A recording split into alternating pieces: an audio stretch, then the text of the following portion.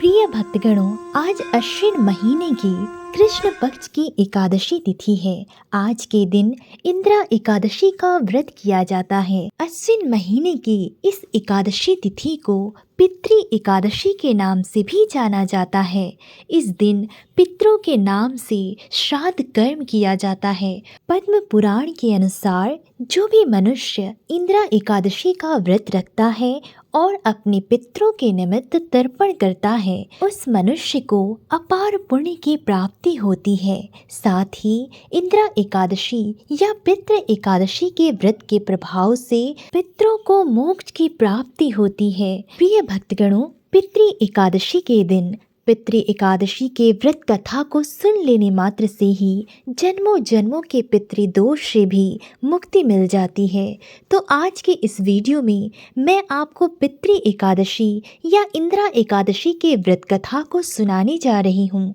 तो अंत तक इस कथा को बड़ी ही श्रद्धा से सुनिएगा और अगर वीडियो अच्छा लगे तो वीडियो को लाइक और चैनल को सब्सक्राइब ज़रूर करिएगा। एक बार धर्मराज युधिष्ठिर ने भगवान श्री कृष्ण से पूछा कि हे प्रभु, मैंने भाद्रपद शुक्ल एकादशी का अर्थात पाशर्व एकादशी का सविस्तार वर्णन सुना है। अब आप कृपा करके मुझे अश्विन महीने के कृष्ण पक्ष की एकादशी के विषय में बताएं। इस एकादशी का क्या नाम है तथा इसके व्रत का क्या विधान है, इसका व्रत करने से किस फल की प्राप्ति होती है। तब भगवान श्री कृष्ण कहने लगे कि अश्विन कृष्ण पक्ष की एकादशी का नाम इंद्रा एकादशी है। यह एकादशी सभी पापों को नष्ट करने वाली तथा पितरों को अधोगति से मुक्ति दिलाने वाली होती है। आज मैं तुम्हें एक प्रचलित कथा सुनाने जा रहा हूँ। तुम इसे श्रद्धा पूर्वक सुनो। प्राचीन काल में सतयुग में एक माहिष्मती नाम की नगरी थी, जिस पर इंद्रसेन नाम का राजा राज्य किया करता था। वह राजा बहुत ही दयालु और प्रतापी था, जिस कारण उसे किसी भी प्रकार की कमी नहीं रहती। उसकी प्रजा भी बहुत सुखी पूर्वक जीवन व्यतीत कर रही थी। एक दिन राजा अपने दरबार में बैठा हुआ था और उसी समय वहाँ पर देव ऋषि नारद आ पहुँचे। नारद जी को देखकर राजा अपने आसन से उठे और उनका भव्य स्वागत करके उन्हें दंडवत प्रणाम किया और उन्हें आसन ग्रहण करने को कहा।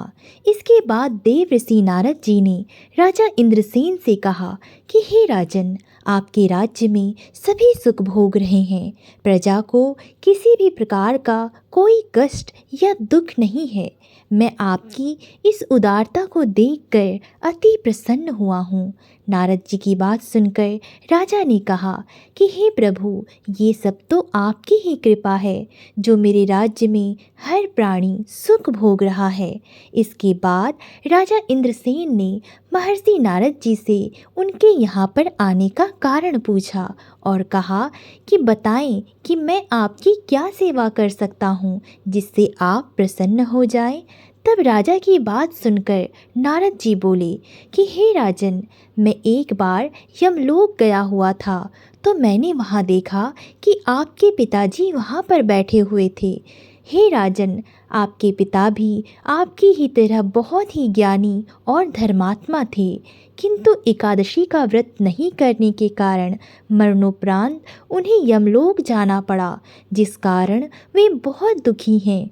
उन्होंने आपके लिए एक संदेश भेजा है। तब राजा ने नारद जी से पूछा कि हे प्रभु, वह संदेश क्या है।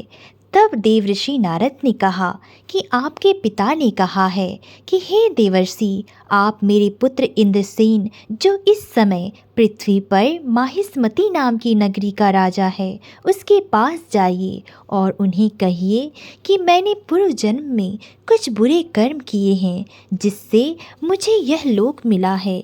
यदि मेरा पुत्र मेरे लिए अश्विन महीने के कृष्ण पक्ष में आने वाली इंद्रा एकादशी का व्रत पूरे विधि विधान और श्रद्धापूर्वक करेगा तो मुझे इस लोक से मुक्ति मिल जाएगी, जिसके बाद मैं स्वर्गलोक में वास करूंगा।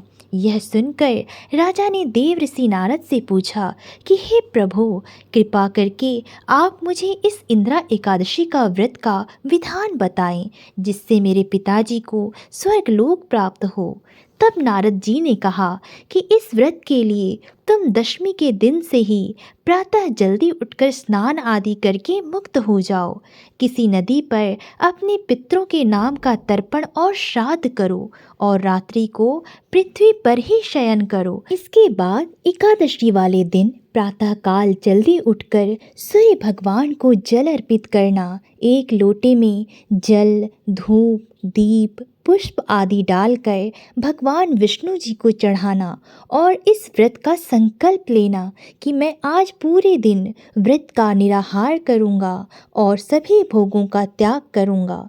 इंदिरा एकादशी व्रत की सभी विधि को बताकर नारद जी वहाँ से चले गए और कुछ दिनों के बाद जब इंदिरा एकादशी आई तब राजा ने इस एकादशी व्रत को पूरे विधि विधान और श्रद्धा भाव से किया। पूरी श्रद्धा भाव से और विधि विधान से राजा ने पूजा अर्चना की और अगले दिन अपने पिता के नाम का श्राद्ध किया और दूसरे दिन ब्राह्मणों को भोजन करवाकर दान दक्षिणा देकर उन्हें विदा किया।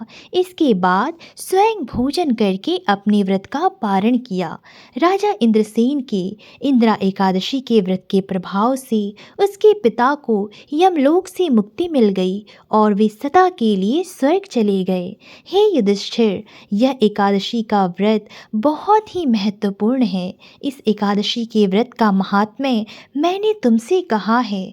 इसको पढ़ने वाले और सुनने वाले मनुष्य के सभी पाप नष्ट हो जाते हैं और वह सभी प्रकार के सुख भोग कर मरणोपरांत बैकुंठ धाम को प्राप्त करता है।